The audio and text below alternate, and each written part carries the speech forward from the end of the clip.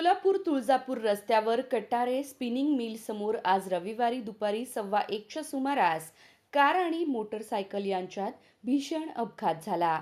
या अपघातात एका महिलेसह दोघे जण जखमी झाले आहेत.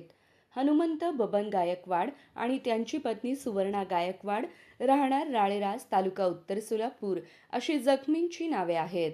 मिळालेल्या माहितीनुसार जखमी दाम्पत्य हे लग्न कार्याच्या निमित्ताने तामलवाडी येथील एका मंगल कार्यालयात गेले होते. शुभकार्य आटोपून ते मोटरसायकलवरून घरी परतत असताना हा अपघात झाला. अपघातानंतर दोघेही रस्त्यावर फेकले गेले असून त्यांना गंभीर दुखापत झाली. अपघाताची माहिती मिळताच रुग्णवाहिका घटनास्थळी दाखल झाली. जखमींना तात्काळ उपचारासाठी सोलापुरातील रुग्णालयात दाखल करण्यात आले आहे. दरम्यान अपघातानंतर संतप्त नागरिकांनी कार चालकाला पकडून मारहाण केल्याची माहिती समोर आली आहे. पोलिसांनी घटनास्थळी धाव घेत कार ताब्यात घेतली असून पुढील तपास सुरू आहे.